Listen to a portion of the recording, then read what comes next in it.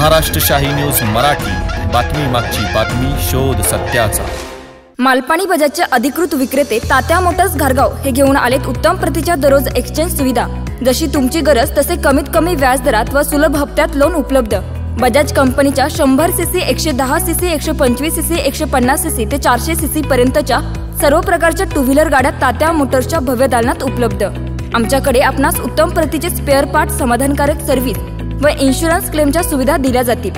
आपण आपल्या स्वप्नातील सर्वाधिक मायलेज देणारी आरामदायी गाडी घेऊ इच्छित आहात तर मग वाट कसली पाहताय? आजच संपर्क साधा तात्या मोटर्स घारगाव। आमचा पत्ता पुणे नाशिक हायवे उड्डाण पुलाजवळ, तात्या मोटर्स घारगाव, तालुका संगमनेर। प्रोप्रायटर गौरव आहेर। संपर्क क्रमांक 99 70 30 28 01।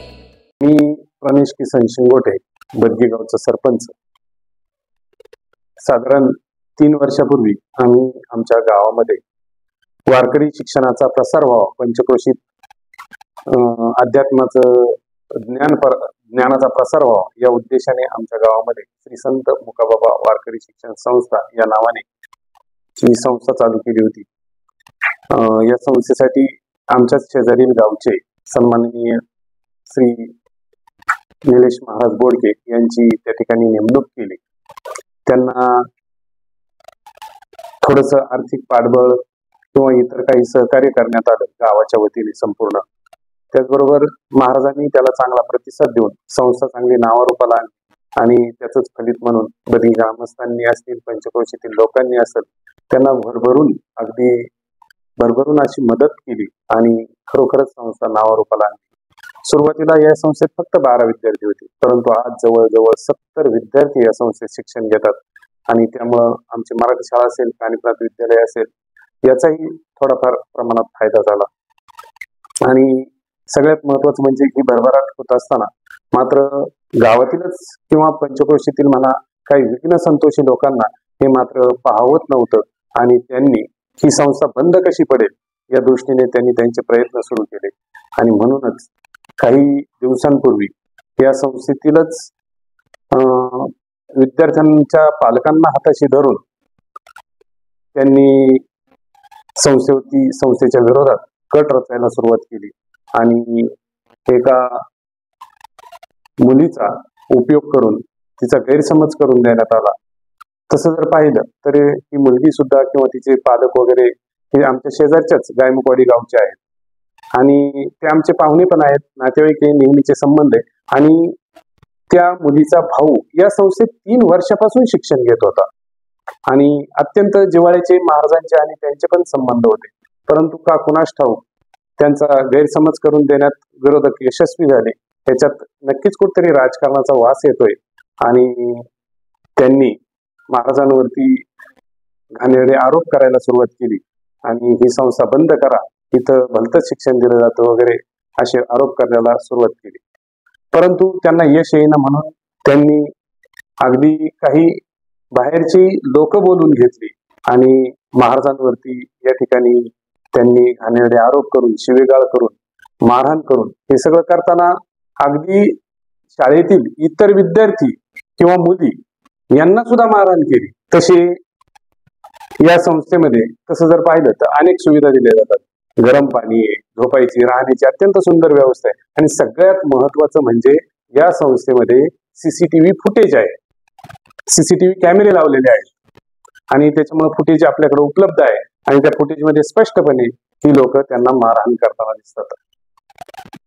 सगळ्या मुलांनी अगदी कपडे फाडेपर्यंत, अंगाला लागेपर्यंत खूप त्यांना मारहाण झालेली आहे। खरोखर मी या गोष्टीचा निषेध करतो आणि हेच कमी की काय म्हणून पुन्हा महाराजांनी गैरकृत्य केलंय असं सांगून पोलीस स्टेशनला गुन्हा दाखल करायला सुद्धा ते गेले।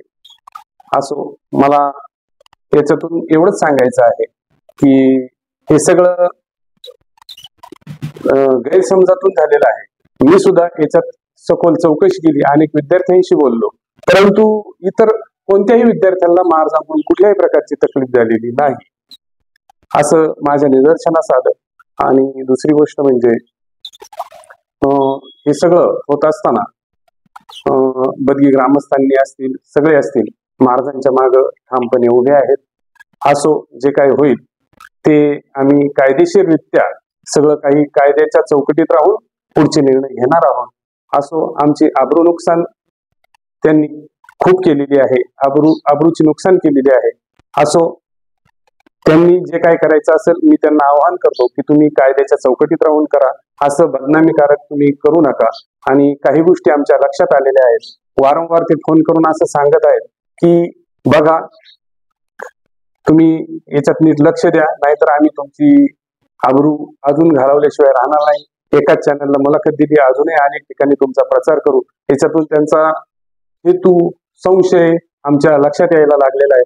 आम्ही याच्यात नक्कीच खोलवर मुळापर्यंत जाऊ आणि नेमकं काय आहे, याच्या मागं कोण आहे, कोणाचा हात आहे, हे समजून घेतल्याशिवाय राहणार नाही. असो, धन्यवाद. एक त्या चॅनलच्या माध्यमातून तुमच्यावर आरोप केले आणि मार्गावर आरोप केले काय आहे?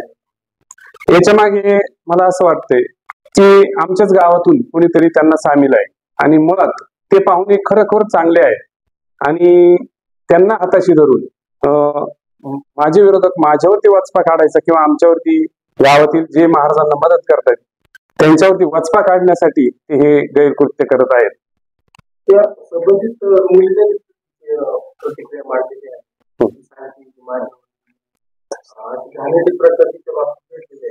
याच्याबाबत काय सांगा? आता खरं जर पाहिलं तर त्या दिवशी त्यांनी अनेक मुलांना विचारलं, काही मुलांना लालूच वगैरे दाखवून तसं बोलायला भाग पाडलं, परंतु ती मुलं नंतर परत आम्हाला त्यांनी जबरदस्तीने बोलायला लावलं, लालूच दाखवली असं सांगतायत. त्यामुळे मग त्या मुलीलाही कशावरून नसेल दाखवली किंवा काय, तर त्या मुलीचाही थोडाफार गैरसमज झालेला असेल, तर या सगळ्याची व्यवस्थित चौकशी झाली पाहिजे असं आमचे देखील म्हणणं आहे.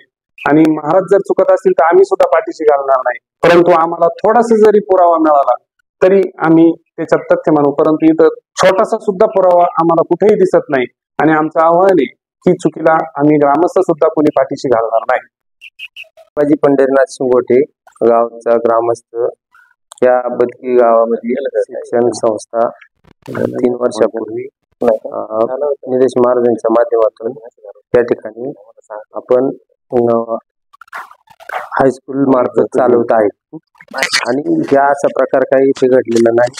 जे आरोप करतात आणि या आरोपात थोडंही तथ्य नाहीये आणि जे काही मदत करतात महाराजांना तर त्यांना हे त्यांच्यावरती काहीतरी आरोप करून त्यांना बदनाम करण्याचं षडयंत्र आहे. त्या मुलीचं पण म्हणणं आहे की तिच्यावरती काही प्रकार घडले किंवा इथं मुलांकडून महाराज काही वेगळे प्रकार करून घेतात असं त्यांनी त्या एका माध्यमाच्या माध्यमातून त्यांनी सांगितलेलं आहे. आणि तुमच्यावर देखील आरोप केले आहेत की तुम्ही महाराजांकडून काहीतरी तुम्हाला मिळतंय म्हणून तुम्ही त्यांना पाठीशी घालताय. याच्याबद्दल काय सांगा? असं काही नाही.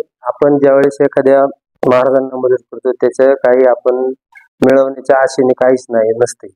आणि त्या मुलीच्या संदर्भात म्हणायचं ठरलं तर ती आमची भाची असल्याप्रमाणे मी कधी कधी आल्यानंतर ती मामाच म्हणायची आणि तिचा जो काही गैरसमज झालेला आहे तो गैरसमज चुकीचा असा त्याचा आपण हे करू शकतो. म्हणजे तुमच्यावरती जे आरोप केले ते खरे आहेत की खोटे आहेत? नाही, ते खोटे आरोप आहेत सगळे. म्हणजे असं काही प्रकार या शाळेमध्ये घडलाय का की त्यामुळे त्या मुलीला त्रास झालाय किंवा शिक्षण संस्थेचं आज नाव या ठिकाणी माध्यमाच्या माध्यमातून बाहेर येत आहे, महाराजांवरती आरोप केले जातात, काय सांगा? नाही, ते सगळे खोटे आरोप आहेत आणि त्याला कुठे पुरावा काही नाही. आणि जर पुरावा असेल तर आम्ही कायद्याचा हे करू. बरं, ते खोटे आरोप करतात, मग ते कशासाठी आरोप करतात? आता ते काही पैशासाठी करू शकतील. आता त्यांच्या मनात काय आहे हे आम्हाला काय सांगता येणार नाही. पण ही गोष्ट ही काहीतरी याच्यासाठी षडयंत्र चालू आहे. गणेश अंबादास शिंगोटे याच गावचा रहिवासी आहे, परंतु मी मुंबईमध्ये असतो. आणि महाराजांनी 3 वर्षापूर्वी या ठिकाणी संस्था टाकली. 2 वर्ष मी त्यांचं कामकाज पाहिल्यानंतर मागच्या वर्षी मी माझी दोन्ही मुलं, मुलगी आणि मुलगा, दोन्ही मुलं संस्थेमध्ये स्वतः टाकली. म्हणजे मी इथल्या शाळेतल्या आणि संस्थेतल्या मुलांचा पालक आहे. माझी मुलगी सुद्धा 9वीला आहे. जी मुलगी आरोप करते तिच्या भावाच्या वर्गामध्ये माझी मुलगी आहे. मी माझ्या मुलगीला किंवा इतरही मुलींना विचारलं की असा काही प्रकार तुमच्या बाबतीमध्ये घडला का, आणि संबंधित मुलींनी सांगितलं की नाही असं काही आमच्या बाबतीमध्ये घडलेलं नाहीये आणि बाबांवरती खोटे आरोप केले जातात ते. त्याच्यानंतर फेब्रुवारीमध्ये महाशिवरात्रीच्या दरम्यान महाराजांकडून संबंधित इस्माने 15,000 रुपये उसने मागून घेतले होते त्यांच्या हॉटेलच्या सामानासाठी आणि त्याच्यावरून त्यांचा वाद झाला. त्यानंतर काही फी देणं बाकी होतं, त्या पैशावरून त्यांचा वाद झाला आणि त्यांचा जो वाद होता तो वैयक्तिक होता. असा कुठलाही प्रकार संस्थेमध्ये घाणेरडा प्रकार घडलेला नाहीये.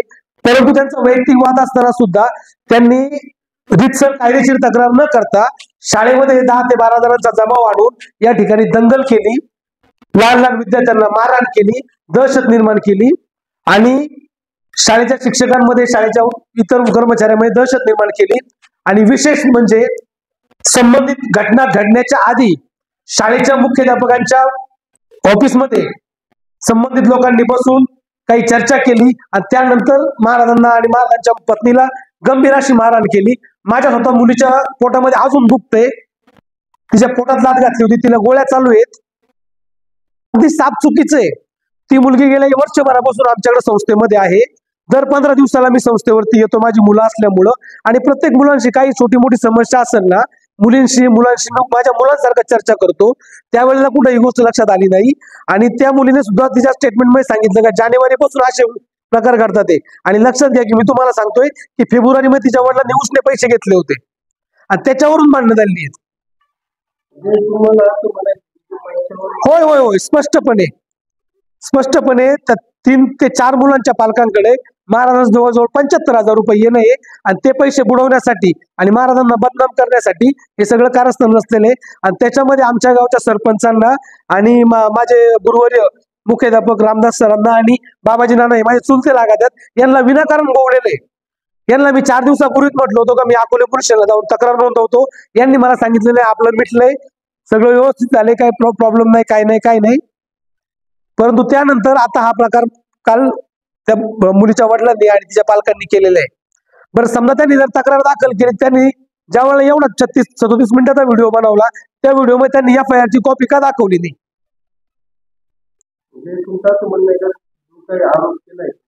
तर आपण आपली जरी मुलगी असेल तर बाई कसा काय अभ्यास चाललाय, कसं चाललंय तुझं, बरं चाललंय का, अशा पद्धतीने आपण त्या मुलीला हात वगैरे लावतोच किंवा तिच्या जवळून तिला पाठीवरती थाप मारणे वगैरे असे प्रकार आपण कॉमन आहे. त्या गोष्टी शिक्षणाचा भाग आहे किंवा लाडा कौतुकाचा भाग आहे.